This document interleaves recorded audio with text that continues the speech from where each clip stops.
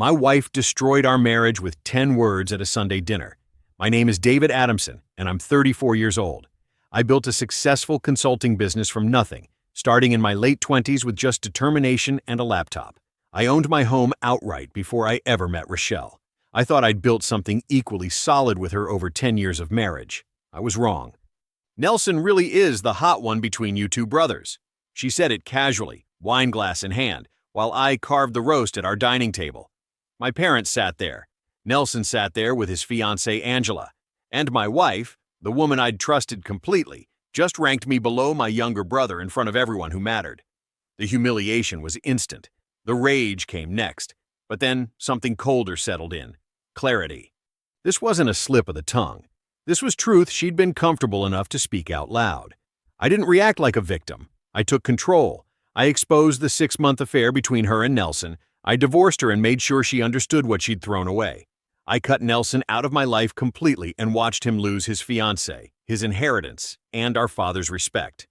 If you've ever been betrayed by someone who was supposed to love you, who made you feel like second choice in your own life, then you'll understand exactly why I didn't stop until she lost everything. Some words can't be taken back, some betrayals can't be forgiven, and some people need to learn that actions have consequences. But let me start from the beginning. Before I go any further, let me know in the comments where in the world you are watching from, and make sure to subscribe because tomorrow I will share a story you don't want to miss. I was carving the roast when my wife ended our marriage. Sunday dinner at our place, the kind of evening we'd hosted 100 times before. My parents sat at opposite ends of the table, Dad laughing at something Nelson had said while Mom refilled water glasses. My younger brother Nelson and his fiancée Angela sat across from Rochelle and me, everyone relaxed and comfortable in that way families get when dinner's going well. I had the carving knife in my hand, slicing through perfectly cooked beef, when Rochelle lifted her wine glass and dropped the bomb. You know, Nelson really is the hot one between you two brothers. The room went silent. Not awkward silent. Horrified silent. I set down the carving knife slowly, my hand completely steady. "Excuse me?" She blinked at me like I was overreacting, like she'd just commented on the weather. "What? I'm just saying, objectively, Nelson's got that whole—" She gestured vaguely toward him. "Jaw thing going on. You're handsome too, David, but he's like movie star hot." My mother's fork clattered against her plate. Angela's face had gone sheet white, her eyes wide with shock. Nelson looked like he wanted to crawl under the table and die. I smiled. It wasn't a nice smile. "Rochelle, I need you to clarify something for me. Did you just tell our family, at the dinner table in our home, that you find my brother more attractive than me?" "Oh my God, you're being so sensitive." She rolled her eyes, actually rolled them. "It's just an observation. I can appreciate that someone's good-looking without it being a thing." "Without it being a thing," I repeated, my voice dropping lower, colder. "You just ranked your husband's attractiveness below his brother's, in front of his parents, in front of said brother and his fiancée, and you think I'm being sensitive? David, come on." "No." I stood up, and the authority in my voice cut through whatever excuse she was building. "You don't get to come on me right now. You just disrespected me in my own house, in front of my family, and you're acting like I'm the problem for not laughing it off?" Nelson jumped in, looking miserable.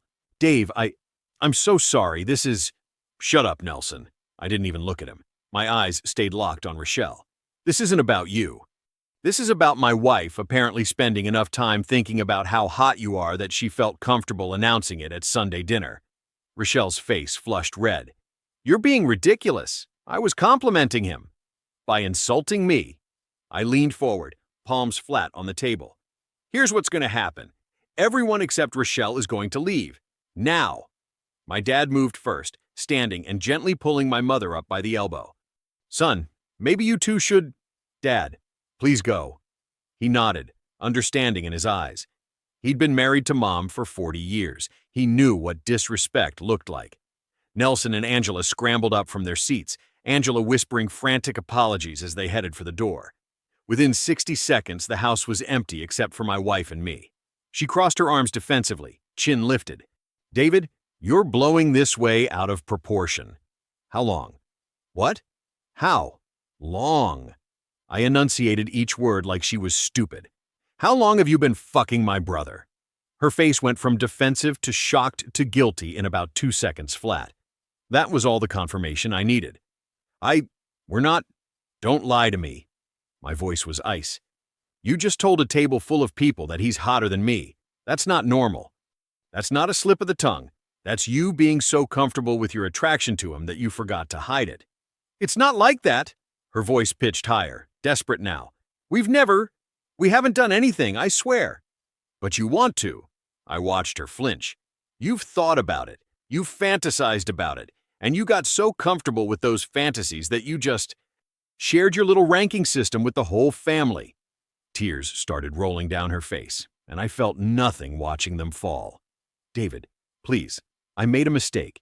It was stupid and thoughtless, and I'm sorry. You're sorry you said it out loud. I straightened up, pulling my phone from my pocket. You're not sorry you think it. And that's the problem. What are you doing? Texting my lawyer. I pulled up Gerald McKinley's contact. He'd handled my business contracts for years. I'm filing for divorce, first thing Monday morning. No, she lunged around the table, grabbing my arm with both hands. No, David, please, we can work through this. I pulled my arm free, and the look I gave her made her step back. Work through what, exactly? Work through you wanting to fuck my brother? Work through you humiliating me in front of my family? Work through you respecting me so little that you thought that comment was appropriate? I don't want to lose you. You already did.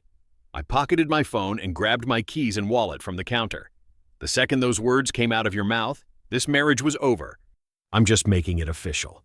She was full-on sobbing now, mascara running down her cheeks. Please, David, I love you. No, you don't. I headed for the door.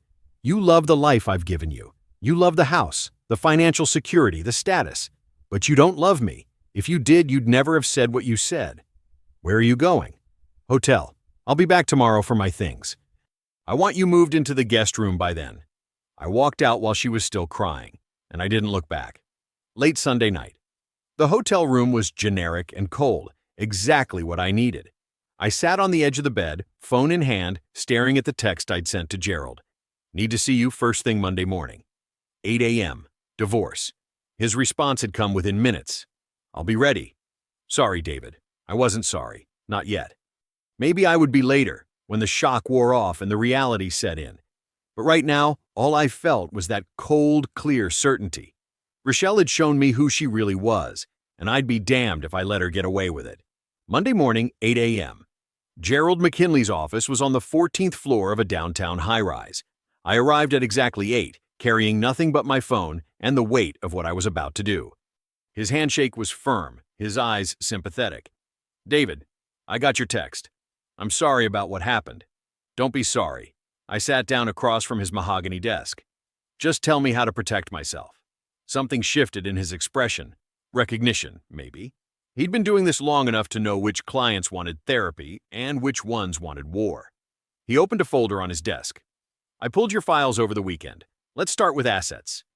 You owned the house before marriage, correct? Bought it 3 years before we met. Good. That's separate property in California. Your business? Started it 4 years before we met. She's never been involved in operations. Never worked there, never consulted, nothing. Gerald made notes, his pen moving quickly. Even better, any joint accounts? One checking account for household expenses. My business accounts and investment portfolio are completely separate. Different banks, different everything. Children? No.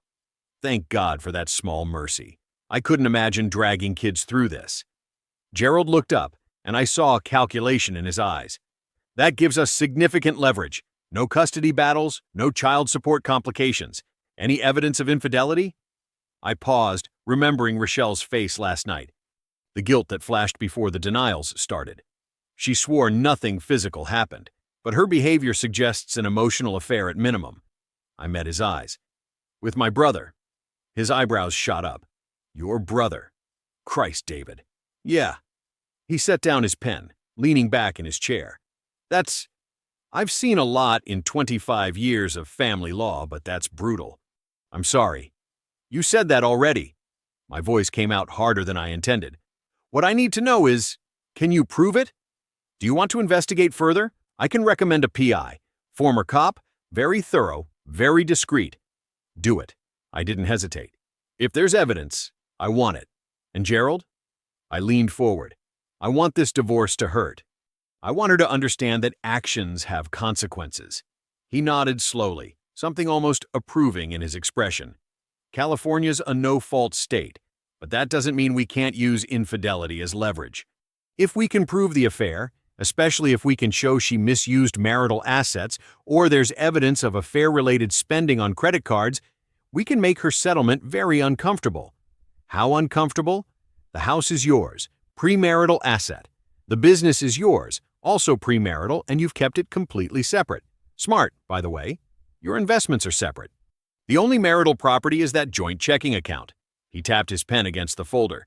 We'll offer her a minimal settlement, $20,000 maybe. Make it clear that if she fights, we'll drag everything into the light. Phone records, text messages, witness testimony from your family who were at that dinner. I thought about my mother's face when Rochelle said those words, about Angela's shock, about my father's quiet disappointment. She won't want that public. Exactly. And if the PI finds physical evidence, hotels, restaurants, paper trails, we make damn sure she knows we have it. Most people fold when they realize the alternative is having their worst moments read aloud in a courtroom. What about spousal support? She can ask for it, but given the short marriage, no kids, her own employment history, and the infidelity, a judge won't be sympathetic. Especially if we document that she had an affair with your brother. He paused. Speaking of which, how messy do you want to get with Nelson? I smiled. It wasn't a nice smile. As messy as necessary. Gerald nodded and wrote something down. I'll have the PI focus on both of them. Get everything documented, when they meet, where they go, how long they're together. Build a timeline. If this goes to court, we want to be able to paint a very clear picture. How long will the investigation take? Depends on how careful they're being. Could be days, could be weeks. But my guy is good. If there's something there, he'll find it. I stood up, and Gerald did the same. We shook hands again. Thank you, Gerald. Don't thank me yet. This is going to get ugly before it gets better. I know. I headed for the door, then stopped. That's exactly what I'm counting on. Late Monday morning, I left Gerald's office with a business card in my pocket, Fred Harrison, private investigator, and a battle plan that felt like armor. Rochelle thought she could disrespect me in my own house and walk away unscathed. She was about to learn otherwise. Thursday afternoon, Fred Harrison called me 4 days after our first meeting. Mr. Adamson? We need to meet. His tone told me everything I needed to know. I met him at a coffee shop downtown, one of those places with exposed brick and overpriced lattes. Fred was already there, sitting in a corner booth with a manila envelope on the table in front of him. He stood when I approached, and we shook hands. Mr. Adamson. Fred. I slid into the booth across from him, my eyes on that envelope. He didn't waste time. Your instincts were right.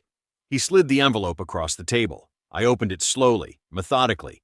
Inside were photos, surveillance stills printed on glossy paper. The first one showed Rochelle and Nelson at a restaurant I didn't recognize. Someplace across town, intimate lighting, their heads close together across a small table. The second showed them in Nelson's car. Rochelle's hand was on his thigh. The third, I flipped through the rest. A dozen photos, maybe more, each one building the same story. Then came the text message screenshots. Gerald had gotten her phone records legally through discovery, and Fred had done his job documenting everything. Can't stop thinking about Sunday dinner. The way David looked so jealous. Does that make me terrible? Nelson's response. You're not terrible. He doesn't appreciate you like I do. When can I see you again? Tomorrow. Angela's working late. I kept reading. The messages got more intimate as I went, more comfortable, more damning. Do you think he suspects anything? Does it matter anymore? I almost don't care. My hands didn't shake. I felt cold, focused, like I was reading someone else's story, not my own life being documented in black and white. How long? I asked. Fred leaned back, his expression sympathetic but professional. Based on the texts and financial records, about 6 months. They've been careful. No hotels on credit cards, no obvious paper trail. But the phone records don't lie. They've been talking or texting nearly every day. 6 months. Half a year of lies. Half a year of Sunday dinners where they sat across from each other, pretending. Half a year of Nelson looking me in the eye and playing the good brother while he was... I closed the envelope. What about physical evidence? Fred grimaced. The texts get explicit.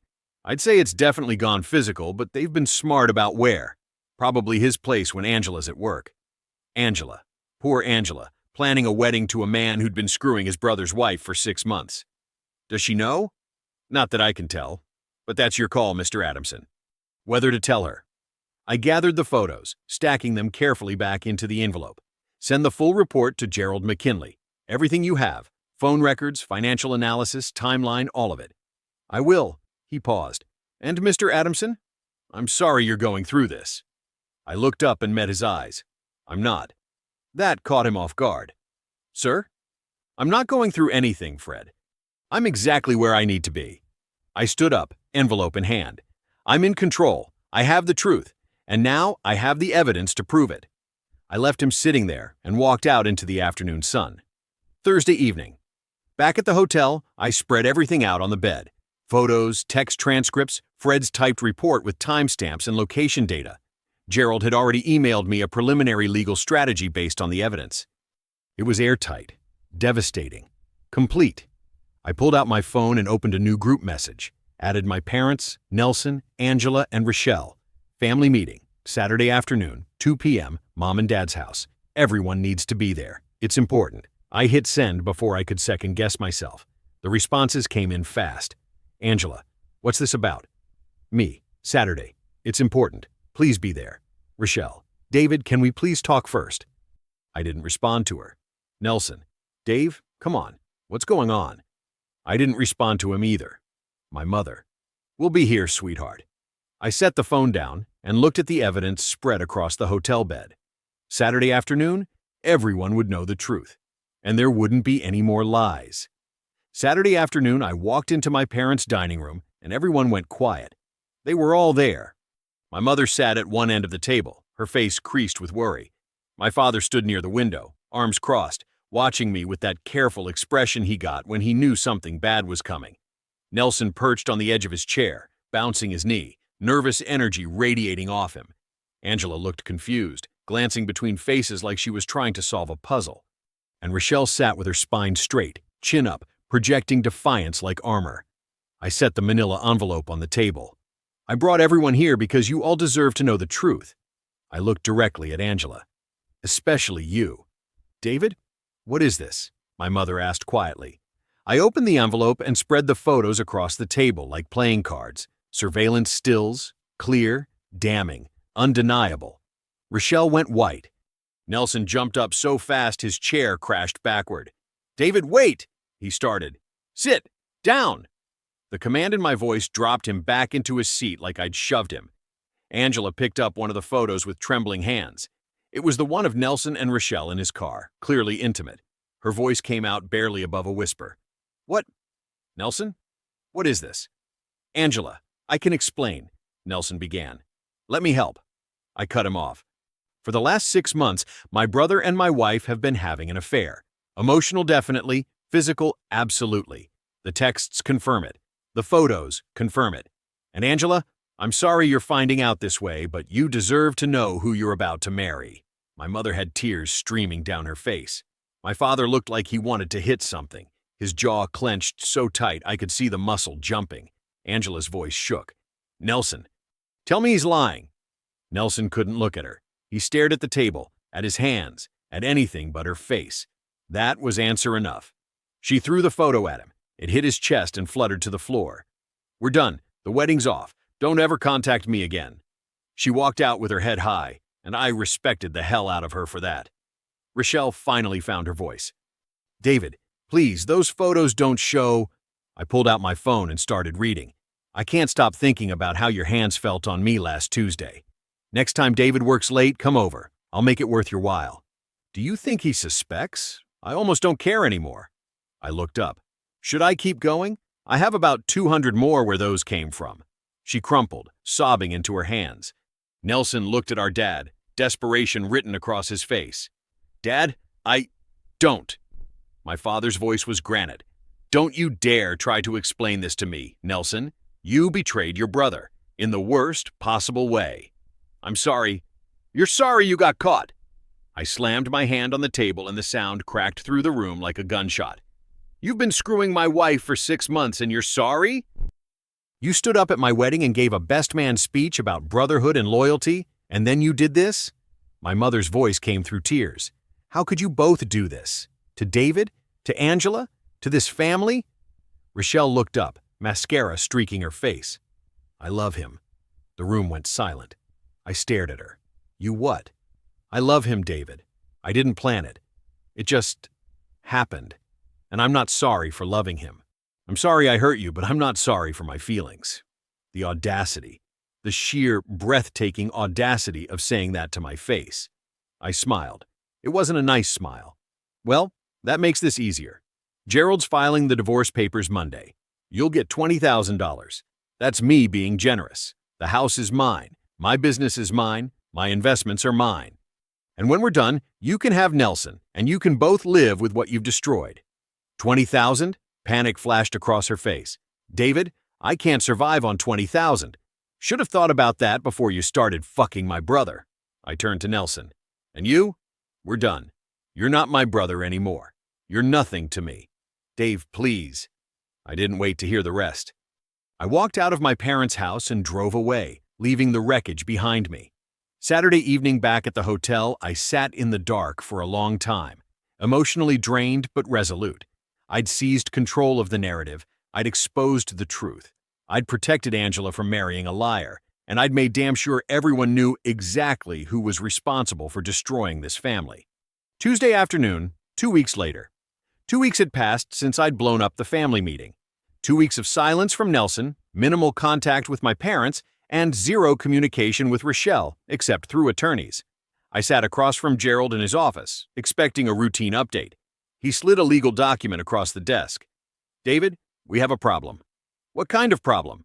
Rochelle's attorney filed a response. He tapped the document. She's claiming she's entitled to spousal support and half your business assets because she contributed emotional and domestic labor to your success. I laughed. I couldn't help it. That's ridiculous. Gerald's expression didn't change. It's also expensive to fight. Even though we'll win, she can drag this out for months. Cost you 50 grand in legal fees easy, maybe more. The laughter died. So what do? We settle. He leaned back in his chair. Offer her 40,000. She signs away all claims to the business and house. We're done in 30 days. I thought about it. The math was simple. 40,000 to be rid of her forever. No more court dates. No more lawyers. No more Rochelle. 40,000 to be completely done with her? Forever, Gerald confirmed. I was about to agree when my phone buzzed. Dad's name lit up the screen. I need to take this. I stood, already moving toward the door. Give me a minute? Gerald nodded. I stepped into the hallway and answered. Hey, Dad. Son.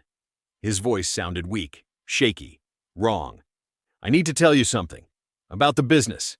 My stomach dropped. What is it? I'm sick, David. Cancer. Stage 3. The floor tilted under me. What? Found out 2 months ago. He coughed, and I heard him struggling to catch his breath. Didn't want to worry you. Not with everything else happening. But the doctors say I've got maybe a year. Probably less. Dad. My throat closed. Listen to me. His voice firmed up, that old authority pushing through the weakness. I'm updating my will. My share of the business. That 20%, it goes to you. Not split between you and Nelson. Just you. He doesn't deserve it after what he did. Dad, you don't have to. Yes, I do. You earned it, David. You built that company. Nelson made his choices, and choices have consequences. He paused. There's something else. The family cabin in Lake Tahoe? That was supposed to go to both you boys. Not anymore. It's yours. All yours. I leaned against the wall, my free hand pressed against my eyes. I'm so sorry, Dad. Don't be sorry. Be strong. His voice softened. Finish this divorce. Move forward. Live a good life. That's all I want from you. I will. I love you, son. I love you too, Dad. After we hung up, I stood in that hallway for a long time. The fluorescent lights hummed overhead. Somewhere down the hall, a phone rang. My father was dying. Stage 3 cancer. A year at most. And he'd spent the last 2 months watching this family implode because Rochelle couldn't keep her mouth shut and Nelson couldn't keep it in his pants. I thought about all the Sunday dinners we'd never have again, all the conversations we'd never finish, All the time we'd lost because I'd been dealing with divorce lawyers and private investigators instead of spending every possible moment with him. The affair wasn't just about my marriage anymore. It was about my father dying, knowing one of his sons had betrayed the other, about losing precious final time with him because of the chaos Rochelle and Nelson created. $40,000 suddenly seemed obscenely generous. I walked back into Gerald's office. He looked up from his notes. "Withdraw the settlement offer." Gerald blinked. "David, I don't think—" I said withdraw it. My voice was steel. "I want a court date. I want to fight this publicly. That's going to cost—" "I don't care what it costs." I sat down and leaned forward. "My father's dying, Gerald. He's got a year at most, and he spent the last 2 months watching this family fall apart because of what she did. So no, I'm not settling. I'm going to court, I'm going to win, and she's going to walk away with nothing but the memory of what she threw away." Silence hung between us. Then Gerald nodded slowly. "Okay, I'll file for trial." "Good. David, you're sure about this?" I thought about my dad's weakened voice, about the will changes, about Nelson losing everything he'd taken for granted. I've never been more sure of anything in my life. The courthouse smelled like floor polish and old paper. I'd worn my best suit, charcoal gray, crisp white shirt, tie that cost more than Rochelle probably spent on groceries in a month. When you're about to win, you dress for it. Rochelle sat across the aisle with Carla Whitmore, her attorney. Rochelle had gone for the conservative dress approach. Navy blue, modest neckline, minimal jewelry. The "I'm just a simple devoted wife" costume. I almost laughed. Gerald sat beside me, calm and ready. We'd prepared for this. We had the evidence. We had the truth. Judge Kenneth Clarkson entered, stern man in his 60s, the kind of face that had seen every excuse and bought none of them. We all stood. "Be seated. Let's begin." Carla stood first. "Your Honor, my client dedicated 10 years of her life to supporting her husband's career. She managed their household, hosted business dinners, created the stable home environment that allowed Mr. Adamson to build his consulting empire. She sacrificed her own professional ambitions so he could succeed. She deserves fair compensation for those contributions." I kept my expression neutral. The story sounded good if you didn't know the facts. Gerald rose. "Your Honor, the facts are simple. Mr. Adamson owned his home before marriage, purchased it 3 years before he even met Mrs. Adamson. He founded and built his business 4 years before marriage, Mrs. Adamson was employed during the marriage and contributed equally to household expenses from her own income." He paused. "Most importantly, Mrs. Adamson engaged in a 6-month affair with Mr. Adamson's brother while still married, an affair documented extensively in the evidence we've submitted." Judge Clarkson opened the folder in front of him. His expression darkened as he flipped through pages, the text messages, the surveillance photos, the phone records. The silence stretched. "Ms. Whitmore," his voice cut like a blade, "what's your client's response to these allegations?" Carla glanced at Rochelle. Rochelle looked like she wanted the floor to swallow her whole. "Your Honor, my client made mistakes in her marriage, but that doesn't negate her contributions to—" "It absolutely does." Judge Clarkson cut her off. "California may be a no-fault state, Ms. Whitmore, but that doesn't mean this court ignores egregious marital misconduct." He looked directly at Rochelle. "Mrs. Adamson, stand up." Rochelle stood shakily. Her hands trembled. "Did you engage in an affair with your husband's brother?" Her voice barely carried. "Yes, Your Honor." "And you want this court to reward you for that behavior?" "No, Your Honor." Judge Clarkson turned to Gerald. "What's your client offering?" $20,000 as a clean break settlement, Your Honor. No spousal support. She relinquishes all claims to the house, business, and investments. Mrs. Adamson. Judge Clarkson's gaze returned to Rochelle. "Do you accept?" Carla leaned in, whispering frantically. I could see Rochelle's face, the moment she realized she had no cards left to play, no leverage, no sympathy from the bench. She'd lost. "Yes, Your Honor." Judge Clarkson signed the dissolution order with swift, decisive strokes. "Granted, this marriage is dissolved. Court adjourned." The gavel came down. I stood and walked out of that courtroom a free man. Outside, the October air felt crisp and clean. I stopped on the courthouse steps, letting the sunshine hit my face. Behind me, the doors opened. Rochelle and Carla emerged, both looking defeated. Carla was already talking about next steps, damage control, but Rochelle just stared at the ground. Our eyes met for half a second. I felt nothing. No anger, no satisfaction, just Nothing. She'd made her choices. Now, she got to live with them. I walked to my car and didn't look back. 1 week after Judge Clarkson signed my divorce papers, my phone rang. Nelson's name lit up the screen. I stared at it for 3 rings. Part of me wanted to let it go to voicemail like I had for weeks. But another part, the part that wanted him to know exactly where we stood, made me answer. "What do you want?" His voice sounded broken, hollow. "Dave, please, I need to talk to you." "So, talk." "Dad told me about the will, about cutting me out." "Good." I didn't hesitate. "You deserve it." "I know I do." His voice cracked. "I know I screwed up everything, but Dave, he's our dad. He's dying. Can we put this aside long enough to be a family? During his final time?" I laughed, not because anything was funny, because the audacity was breathtaking. "Put it aside? You want to pretend we're brothers again? Pretend you didn't betray me in the worst possible way?" I just thought, "No, Nelson." Silence on the line. "I lost Angela." His words came faster now, desperate. "I lost you. I'm losing Dad. Don't you think I've suffered enough?" "No." One word, final as a door slamming. "Dave, you haven't lost Dad because of me." My voice was ice. "You lost him because of what you did. That's on you. Just like losing Angela is on you. Just like losing me is on you. You don't get to play the victim here. I'm not trying to—" I hung up. The phone sat silent in my hand. I waited for guilt, for regret, for something. Nothing came. Nelson made his choices. Now he got to live with them. The months that followed blurred together in the best possible way. I threw myself into work. The consulting business thrived without the distraction of a failing marriage.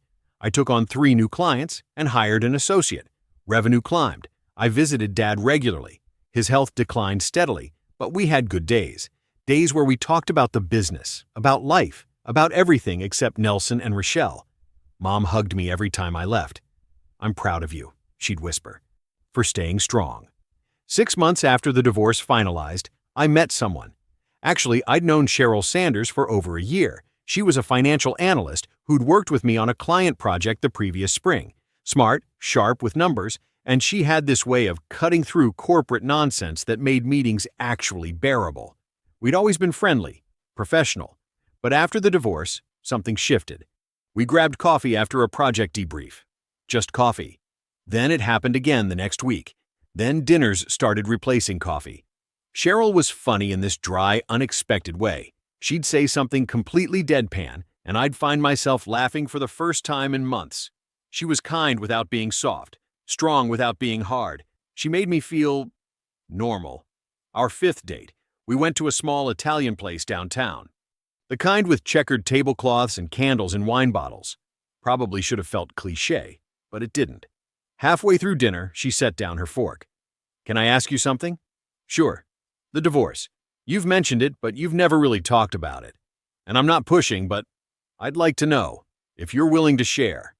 I'd known this was coming, had been expecting it, so I told her. Everything. The dinner, the comment, the affair with Nelson, the trial, all of it. She listened without interrupting, didn't gasp or clutch her chest or do any of the performative shock things people sometimes do. When I finished, she was quiet for a moment. "That must have been devastating." "It was." I met her eyes. "But I survived." "You did more than survive." She reached across the table, her hand covering mine. "You protected yourself. You didn't let them destroy you. That takes real strength, David." Something in my chest loosened. Something I hadn't realized was still tight. I kissed her that night, standing on the sidewalk outside the restaurant, her hand warm in mine. It felt like starting over. No, it felt like beginning something entirely new. 2 weeks later, I knew I wanted Cheryl to meet my dad. His condition had worsened. The cancer was aggressive, and the treatments left him exhausted. But his mind was sharp, and I needed him to meet the woman who was helping me rebuild. I arranged dinner at my parents' house for Sunday evening. Cheryl arrived looking nervous but composed. I squeezed her hand before we walked in. "They're going to love you." "You can't promise that." "I just did." Mom answered the door and immediately pulled Cheryl into a hug. "It's so wonderful to finally meet you. David talks about you constantly." Cheryl shot me a look. I grinned. Dad was in his chair in the living room, thinner than last month, weaker. But when he saw us, his eyes lit up. "Dad, this is Cheryl Sanders. Cheryl, my father, Thomas." Cheryl crossed to him, shaking his hand gently. "It's an honor to meet you, Mr. Adamson. David speaks so highly of you. Call me Thomas." His voice was softer than it used to be, but still warm. "And the honor's mine. Anyone who can make my son smile again has my full approval." We sat down to dinner. Pot roast, the kind Mom had made for Sunday dinners my whole life. The smell brought back 1,000 memories of easier times. Cheryl fit right in. She asked Dad about the business, about how he'd started it. She listened to Mom's stories about raising 2 boys. She laughed at Dad's terrible jokes. After dessert, Dad asked to speak to me alone. We went out to the back porch. The night air was cool. "She's good for you, son." "She is, Dad. I'm proud of you." He put his hand on my shoulder. "For how you handled everything. For not letting it break you. You raised me right." He squeezed my shoulder, and I saw tears in his eyes. I did my best. 6 weeks after that dinner, Dad died. Tuesday morning in March. Mom called at 6 a.m. I knew before I answered. "He's gone, sweetheart." He went peacefully in his sleep. I drove to their house in silence. Cheryl came with me, her hand on my knee the whole way. Mom was in the kitchen, red-eyed but composed. We held each other for a long time. The funeral was 3 days later, packed. Dad had touched so many lives, clients, colleagues, friends from his church, neighbors he'd helped over the years. I delivered the eulogy, barely held it together. My father taught me that integrity isn't what you do when people are watching. It's what you do when no one's looking. He taught me that hard work beats talent when talent doesn't work hard. And most importantly, he taught me that family means standing by the people who stand by you. My voice cracked on that last part.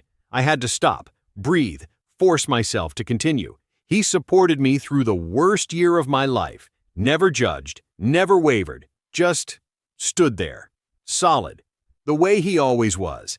And I'll spend the rest of my life trying to be half the man he was. After the service, people gathered in the church parking lot, sharing stories, laughing through tears. I saw Nelson standing by himself near the edge of the lot. He looked thinner, older. He caught my eye and started walking toward me. I turned away, deliberately, but he kept coming. "David, don't. One word, final." He stopped a few feet away. I wanted to say, "No." I turned to face him fully. "You don't get to do this. Not here. Not today. He was my father too. And you broke his heart." My voice stayed level, cold. "You want to mourn him? Fine. Do it on your own time. But we're not family anymore, Nelson. We're strangers who used to know each other. That's all we'll ever be." His face crumpled. "Dave, I'm sorry. I'm so sorry." "I know you are." I looked at him without emotion. "I just don't care." I walked away. Back to Cheryl, back to Mom, back to the people who mattered. Nelson didn't follow. 3 months passed. Life moved forward the way it does. Work, dinners with Cheryl, helping Mom sort through Dad's things. One evening, Cheryl and I were at my apartment making dinner when my phone buzzed. A text from Mike Patterson, an old college buddy who still knew people in Nelson's circle. "Heard through the grapevine, Nelson and your ex broke up. Messy. Thought you should know." I stared at the message for a few seconds.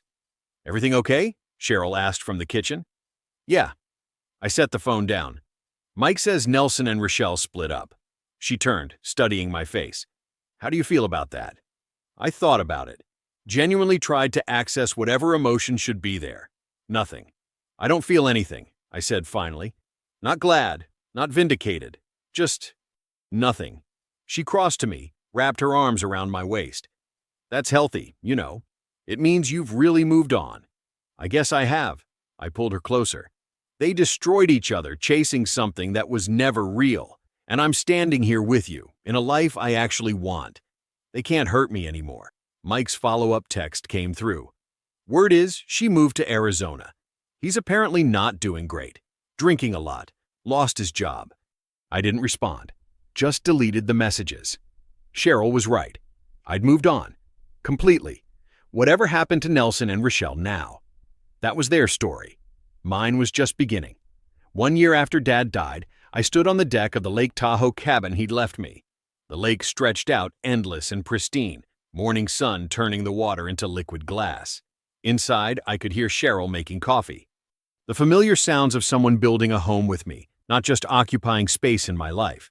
I thought about how much had changed, how far I'd come. The business was thriving, more than thriving, exploding. After Dad's shares transferred to me, I became sole owner, hired 2 new consultants, expanded into tech sector work. Revenue was up 40% from 2 years ago. We were planning a small wedding for fall, just family and close friends. Real people who'd stood by me when everything fell apart. No pretense, no performance, just the people who mattered. Mom had started talking to Nelson again. She was his mother. I understood that. Couldn't expect her to cut him off completely.